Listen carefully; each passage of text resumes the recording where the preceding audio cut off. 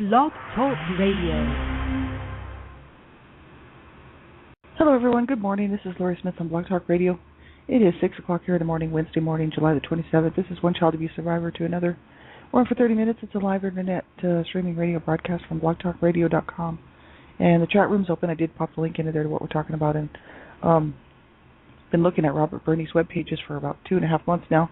And looking at the inner child work, inner child healing, and codependency and boundary work and whatnot. And it's a great website. I hope everybody will check it out. That's www.joy2meandyou. That's joy, J-O-Y, the number 2, MEU.com.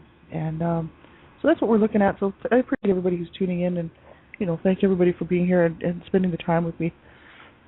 And I've got a lot of shows to listen to, and I know who some of you are, and I really appreciate you being here. And I know, other people are listening. I don't know who you are, but I do appreciate you taking the time to listen to my show and be with me on this healing journey. And so I want to get right into this. I'm not a counselor or a therapist. I'm just a private citizen paying to do my shows. I just wanted to be one more voice speaking out against abuse. And when I started out here in November 2009, I just really wanted to be another voice out here. I'd heard some awesome stuff on Blog Talk Radio, and I thought, I just want to add my voice to the people here that are speaking out against abuse and standing up for human rights, child rights, and whatnot. And then I thought, I'd do a show, for survivors, because I know I'm on my healing journey, and I've been on my healing journey for 4 years. And, it's, going on like 4.5 years now, and so, pretty soon. So, I just wanted to be one more voice speaking out about this stuff and talking about this stuff. I thought, this is healing, it's very, it's a healing journey for me, but hopefully it helps somebody else out here, who may be going through the same type of things and just, struggling, and hopefully the information is helping somebody. And so I appreciate y'all being here. So we'll get right into this. So you have to listen at your own discretion, because I'm talking about abuse, and abuse is a sensitive subject. And if you find the topics of abuse of any kind that might make you uncomfortable, it is your discretion. You have to listen at your own discretion and turn the show off if it bothers you. And young people under the age of 18, I just ask that you have permission to listen to my shows, because there's a lot of adult content on my shows, on all my shows. And so anybody under the age of 18, 18 and younger, just have somebody listen to the show with you who's an adult who can help you make a decision. Like, I know it's hard, because I know I didn't have any adults in my life who cared what I was doing. So when I was young, so if you have a teacher, or coach, or somebody, or mentor, or somebody, or a parent who cares, you have them listen to one of my shows with you, and they can help you decide whether or not you should be listening age appropriately, right? Because this is definitely not for young children, right? So I appreciate y'all being here, and we're looking at Robert Burney's web pages, and I did pop the link there, and it's the recovery process, his recovery process, and sharing his experience and stuff. And he's talking about, like at the top of the page, he titled it "My Recovery Process and Taking Action," sharing experience, strength, and hope. My recovery process. And so we're about halfway down the page, maybe a little bit, about halfway down there, taking responsibility for being co-creators, from www.joy2meandyou.com and joy2meu.com. And that's sort of where we left off. And taking responsibility for being co-creators. So I'm just going to pick up right there. He says, we are co-creators in this life experience we are having, and that means that there are some areas over which we have some power and control, and some areas that we do not. So the essence of the dysfunction of the condition of codependence, which is the human condition in my definition, is that we were taught to try to control things over which we had no control. And we're taught how to have healthy, and we're not taught how to have healthy control over that which we can control. So Robert Burney, he's a codependence therapist, and he's a grief counselor. He's an author. He's written a book called Codependence: The Dance of Wounded Souls, and so he talks a whole lot about that stuff, and it's really quite interesting what he has to say. And he's also a spiritual teacher, so everything he's doing is based on spiritual truth. And I really like his work, and I like what he's done. Some of it's a little bit over my head, but some of it makes total sense to me, and some of it's pretty deep. So, but it's good stuff, and I really like what he has to say. He's really, most of it makes sense to me. He says, I spent most of my life doing the Serenity Prayer backwards, that is, trying to change the external things over which I had no control, other people and life events mostly, and taking no responsibility except shaming and blaming myself for my own internal process, over which I can have some degree of control, he says. So having some control is not a bad thing. Trying to control something or somebody over which I have no control is what is dysfunctional. And it is very important for me to start learning how to recognize the boundaries of where I ended and other people began, and to start realizing that I can have some control over my internal process in ways that are not shaming and judgmental, that I can stop being the victim of myself. So I like what he says there. He says, I cannot control other people. I cannot control life events. I do not have the power to force a specific outcome in my life in a way that will work to satisfy the need that I think it will satisfy. I just think what he says is interesting. Like, that's kind of where I was 4 years ago when I started my healing journey. I realized that, I was thinking of myself as a victim really my whole life. I wasn't running around going, oh, poor me, I'm a victim. I was just getting through life and just doing my thing and struggling. But I wasn't ever sitting around just going, I'm a victim. But it's just that I had that victim mentality, and I mean, part of me probably still does. But the thing is, I realized, 4 years ago, 4.5 years ago, when I was sitting on the couch, just to the point where I really needed to do something. I was really struggling, and I thought, man, I got to start looking at this differently. I really do, because I've been looking at it the same old way for 35 cognitive years. From the age of 6 years old to 41. So I was thinking, okay, 35 cognitive years. 36 cognitive years. I've been looking at this one way, sort of looking at this as, woe is me. I'm hurt. Look at me. I'm a victim. And I thought, I've got to change the way I see things, because there's no possible way for me to go back and change the past. It's not like I can go back and change my childhood and create some new childhood for myself. I really wish that I could. It would have been great. But the thing is there's no possible way to do that. It's done, right? And so I thought, okay, I have to learn how to change what I can change, and that's how I feel about myself. And so this is exactly what he's talking about. He's saying, we don't have control over what happened to us. I mean, it's done. It's in the past. We can't change it. We don't have control over things very much that will happen to us now, in regards to other people and life events and stuff like this, right? But what I can control is how I feel about myself and how I feel about my life and how I feel about this world. And I thought, man, I am going to have to change some serious belief systems and change the way I feel, because I was so down and just so depressed and just so, completely wounded, which, obviously, anybody who's been abused, we're going to be wounded in some way, right? And I was just devastated. I really felt destroyed, you know what I mean? And so I thought, man, how am I going to learn to live? I need to learn how to live. And so, because I was just kind of one of these walking dead people, I was able to exist in society, no problem, but at the end of the day, I was stuck with myself, and I was stuck with all the parts of me from so long ago that were so wounded. So I like what he has said there, to stop being a victim of himself, right? Because he's a survivor too, right, Robert Burney. And so, he says, I can't control other people, I cannot control life events, and I do not have the power to force a specific outcome in my life in a way that will work to satisfy the need that I think it will satisfy. So he says it is possible to force an outcome. Someone with enough money and or power, political, physical, corporate, emotional, etc., can sometimes force other people to do what they want. It is possible to bully, intimidate, rape, take over, force out of business, steal, lay on guilt trips, etc., to get an outcome you desire. But he says it will not fill the hole in your soul, however. It will not slake the thirst you are trying to quench in a way that is lasting. It will not ultimately meet the need which you have fixated on that outcome to gratify. So he says it will not bring peace, fulfillment, and true love into your life, and forcing an outcome is ultimately dysfunctional. Likewise, life events cannot be controlled. So he says you can work enslaved by the dream house and have it wiped out in a matter of moments in a fire or earthquake. You can scrimp and save for retirement and have your life savings wiped out in the financial disaster, or die the day you retire. So he says, there are no guarantees what tomorrow brings or will bring. Focusing on all our time and energy on the future is dysfunctional, not only because it causes us to miss out on today, but because it simply does not work to guarantee an outcome. So, I really like that. That's just so true. Like, we can't change the past, and we certainly can't really control the future. We can try to do things to help ourselves out, like setting some goals and stuff. And I think goals are, as far as I'm concerned, I like goals. I like to set goals. I like to set personal goals that, not these heavy-duty goals that I'll never be able to reach, but I like to set these small-term, short-term goals that are attainable, so that I can. It helps me build my confidence, and I've been doing that for a long time because I realized that I was going to have to do something to help build my confidence levels and help me realize that I am a functioning human being. I can do this. You know what I mean?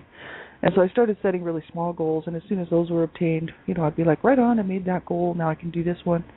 And so that's helped me out through my lifetime to do that. But I don't sit around and focus all my attention on the future, And I think, that's, I don't know, some people would say I'm a bit of an underachiever because of that, saying, well, you should be thinking about the future. Well, I never thought I was going to live past 30. When I was a child, I was hoping my parents would kill me. And that didn't happen. And so, I was stuck with this situation. And as a young person, I tried to pretty well take myself out with drug use and just living this crazy lifestyle and wrecking cars and just living this insane lifestyle. And so I really didn't think I'd live much past 30, And I had people tell me that you won't live to be 30, And I mean, they weren't being rude; they were serious because they could see my condition, and they were just like, I was in my teens, and they were just like, man, at the rate you're going, you're not even going to be 30 because look at you, I'd be at school, like in high school and stuff, I'd just be so high, like, showing up to school drunk and high and loaded, and that was the only way I could cope. That's about the only way I could function. And so, these people they weren't being rude. They were just saying, the reality of it. And after I graduated, things just escalated and got even worse. And I was really destroying my body and destroying my mind, and with just too many heavy, really bad drugs. And but that's about the only way I could cope. And then I got off the drugs at the age of 21 and thought, no, I do want to live. I really do. My brother committed suicide when I was 20. And, I realized I was going to head the same way. He was a cocaine addict, and and my other brother was on drugs and was overdosing all the time. And I thought, man, I'm just going to end up like them, And I set some goals, and I said, okay, I've got to get off the drugs. So I did that. It took me a while actually to do that. I had to completely drop my friends, which was horrible. But their lifestyle was going to keep me in it. So, and they understood that. I wanted to save my life, and many of my friends didn't make it. So that's sad, but it's true. But people might say, well, you're a bit of an underachiever, but I thought it was great that I actually made it to 30, And when I hit 30, I was like, see, I proved you wrong. I proved them all wrong. I made it to 30. And then I thought, my God, like I'm so tired, and I'm so, like just exhausted. And I've been this way my whole life, you know what I mean? But I still continue to set these little short-term goals because I'm not looking for that big, huge thing off in the sky somewhere, some crazy thing that's never going to be obtained. I'm looking for these little short-term goals that can kind of help me get through so I have something to focus on, something to keep me busy. But I don't spend all my time thinking about the future. And I don't now allow myself to spend all my time thinking about my past because, I got to be in the present. I got to be able to live like now, like today, because we don't know about tomorrow. And I like what Robert Birdie has to say, like we really don't know about tomorrow. And my sweetheart really shows me that because he's terminally ill, and so he's been diagnosed 11 years now, and he's, every day is pretty precious gift for him because he was diagnosed with 2 to 5 years to live.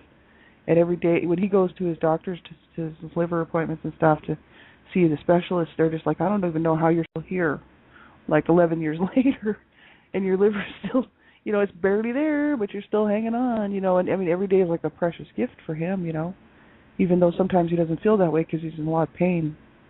But every day is a precious gift for me with him, even though, we do have our spats and we have our problems, but, it's just normal relationship stuff. But I love him dearly, and, and because of this disease, it's really taken a toll on our relationships, taken a toll on everything, But we don't know about tomorrow, right? So I don't focus really all that much on tomorrow, except for to say that, hey, I'm going to try to make it the best I can, and today is what I really have to do today. Yeah. And today can be a hard thing to do because for survivors, sometimes we don't want to do today. We don't want to be present in today, you know what I mean? Because sometimes people will think, oh no, I just want to be in the tomorrow. I want to think about tomorrow because then I don't have to face what I need to go through today to get through today. Because some days are really hard, like some days for survivors are just extremely hard, and it's a hard road we walk, But still, I think we need to learn how to be happy in the day and learn how to not miss out on today, right? Like he says. He says the outcome, end result, destination is what we are powerless over. We can take action towards an outcome, but then we need to let go of the results. We can plant the seeds of the garden we wish to grow, but we cannot guarantee that the results will be what we envision or will satisfy our underlying need. So our job as co-creators is to imagine the garden, plant the seeds, and nurture them. Enjoy the process that we are involved in today.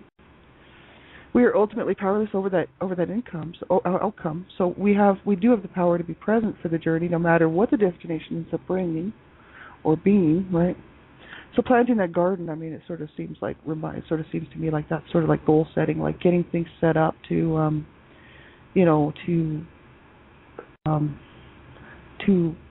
be able to obtain some of those little goals, you know what I mean, whatever it may be, right? It's sort of planting the seeds, getting it sort of set, but then we really have no idea. I mean, there's been a couple of times I've tried to go back to school, for instance, and went to school and didn't get to finish my degree, and this has happened twice to me now. But one was, just a situation where my brother died up here of a drug overdose in a shelter, and my mother, then we came to the funeral, and then we went back home, and my mom fell and broke her hip. She had a stroke, and her whole situation changed. Our whole situation changed. This is the dysfunction of growing up in this absolutely insane home of mine. My parents, because I was so used to trying to protect my mother as a child. I mean, really, honestly, like I took a bat to my dad's head when I was 9 years old. It was just a pink plastic bat, but it was my jumbo pink plastic bat, and I swung that thing as hard as I could. And I thought, man, I wonder if what would happen if it was wood, because I still would have used it. I mean, this is just the thing. It didn't matter if it was pink plastic bat or a wood bat. I would have taken it and I would have creamed him in the head with it, because I was always trying to protect my mother, which is bizarre because my mother was my main abuser. And so, but I wanted her love. I wanted her to see that I was there for her, that I was there to back her up, and that's the sad part is, my mother never ever did acknowledge that, and never ever, after I used to try to protect her, she would just beat me anyway. So, and after I took that bat to my dad's head and stuff, things got worse for me with her. And so it's kind of was showing me that what, you want him to attack you? Is this what you want? You want him to hurt you? So here I'm trying to save your life, and I'm 9 years old, and you're gonna then later on trash me, verbally, emotionally, psychologically, physically trash me. So by the time I was 10, I was just I'm just dead. I'm just dead.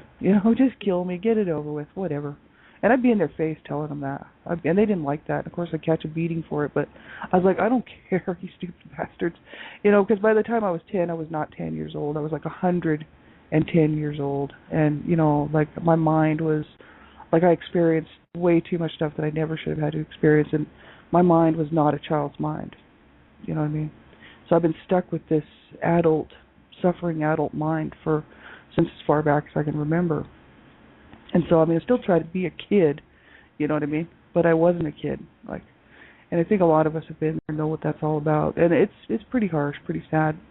But this is the thing, it's pretty harsh with this. I stuck around with my mother, to try to protect her. My brothers were doing the same thing until they either died, got killed, or moved out and left the country, got booted out of the country is what happened.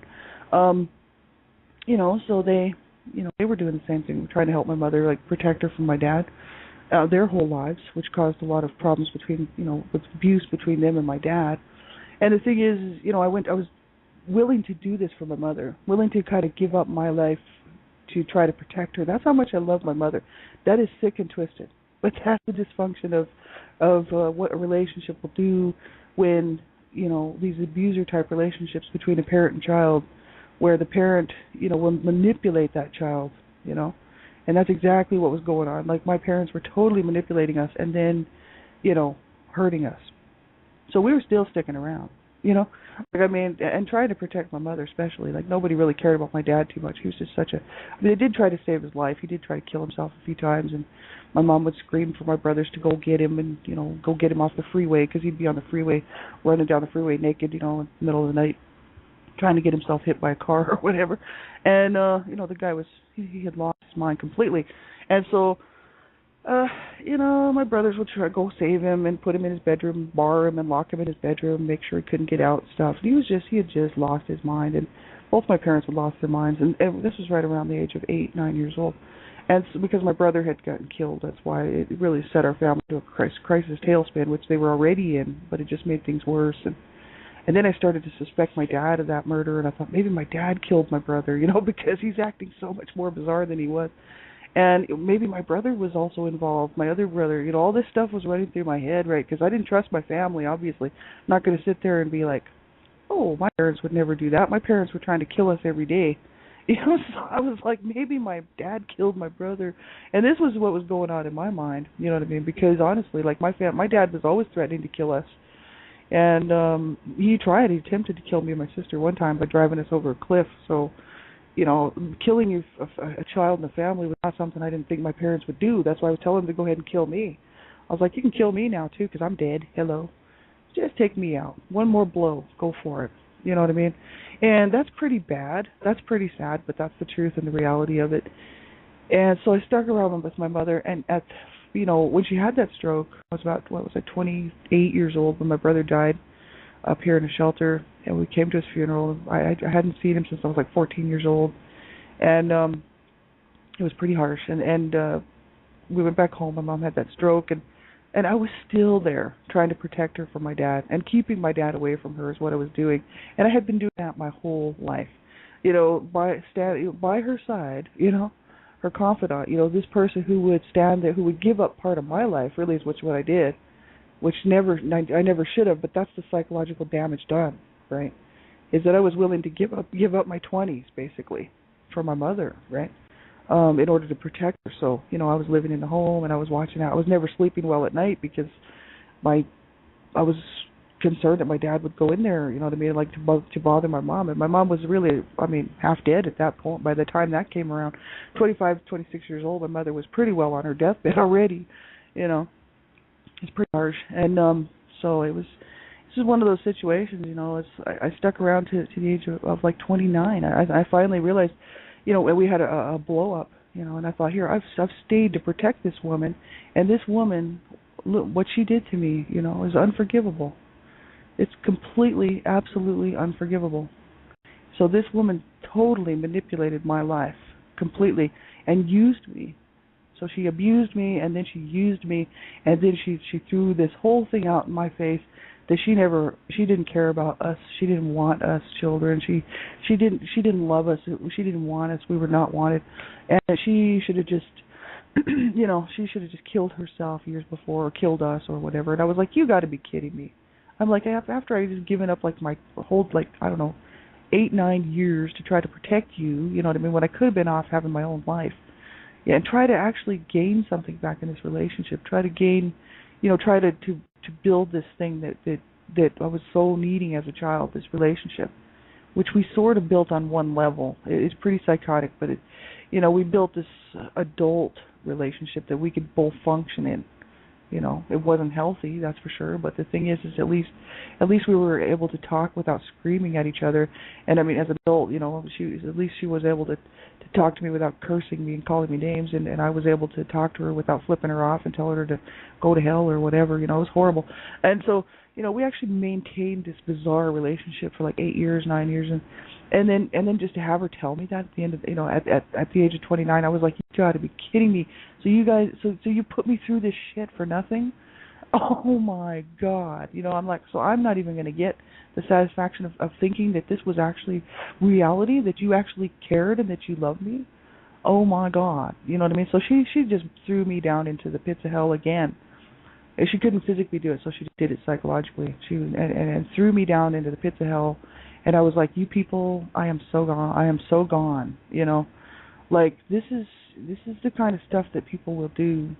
And it's very, very unhealthy, And then my dad tried it again, just a year and a half ago or whatever, came to stay up here in Canada, and I was the only one that would let him stay with me. And he was going to try the same shit, And so he was here for a year, and I told him, you have 1 year to find a place. 1 year. That's it. Because he's 88 years old. He's old, he's 87 years old. And I said, you got 1 year, and then you are out, right? Because that's all I'm willing to give to you. I gave, I don't know how many years to to that psychotic mother of mine, and I'm not giving that many to you. So you got 1 year, you know. And he was like, okay, no problem, right? So then, you know, during the year, he's like, oh, I could just stay here. I'm like, no, no, you really can't. You got 1 year, so you got till July, buddy. You know, and I mean, you know what? Some people would think that's really sad and twisted. You know what's really sad and twisted is what they did to me and to my siblings, but I don't even care about what they did to my siblings. What they did to me, you know, that's what's really sad and twisted. That is sick and disgusting. And to even think, you know, that they could set you up and make you think that they care about you, and make you think that they love you, and make you think that it's all good, and that, you know, they did want you, and that you did matter and you did count. When at the end of the day, that's not the truth at all, and they would tell you to your face. My parents were evil. They were twisted. They were sick, very, very sick people. And you know, as harsh, people will fall for this shit. You know what I mean? And so we have to be very careful. You know what I mean? As how we're gonna spend our days. And I think that, you know, spending it in the past too much is not good. Spending it looking at the future all the time and not focusing on today is not a good thing. You know what I mean? Like, we have to be able to you know, to work on being happy today in our own self, in our own abilities, in our own existence, this co-creator. You know, which I like what Robert Burney says. You know, like we have to be able to, as much as all that stuff is extremely painful and extremely harsh on a person, you know, like for me in my situation, like I'm having to learn how to accept this stuff, you know, which is pretty hard, but I'm working on it. And accept this stuff, and then sit back and say, okay, how am I going to be present? How am I going to be happy here in the present? You know, what are these things that I can do, and what are these belief systems that I can incorporate, you know, that allow me to have joy in this life today? You know, because it's real easy for me to say, you know, screw it. You know, it's much more easier for me to kill myself than it is for me to stick around on this planet. That's what I'm saying. Like, it's easier for me to die than it is for me to stay going, right? But I fight it, and I fight it, and I fight it, because I'm like, no, you know what? I'm not doing that. I don't care how freaking tired I get, and I really don't care how much effort I got put out just to get through today. I'm doing it, you know? And and at the end of the road, people will say, well, that's kind of, you know, a waste of time or whatever. Well, you know, to me, it's worth it, you know? Because we're given this opportunity. I mean, you look at all these children out here, these poor kids out here, and teenagers and whatnot, who were killed and murdered, and they will not have an opportunity to do this. And so I don't want to be slapping them in the face another time by saying that, you know, I'm not glad that I survived, and I'm not glad, because I used to pray for death. I wished for death, and I used to curse God. Like, at the age of about 15 years old, I'd be out in the backyard just cursing Him. I'd be like, how could you leave me in this shit? You know, I was like, man, I got a beef with you. You know, I had serious issues with God. I was like so angry, you know, because I'm like, how could you leave me in this horrible, horrible mess, you know? And so I've really had, you know, I've had to work really, really hard to change some of this, the way that I feel about myself, you know, and the way that I feel about my life today, right now.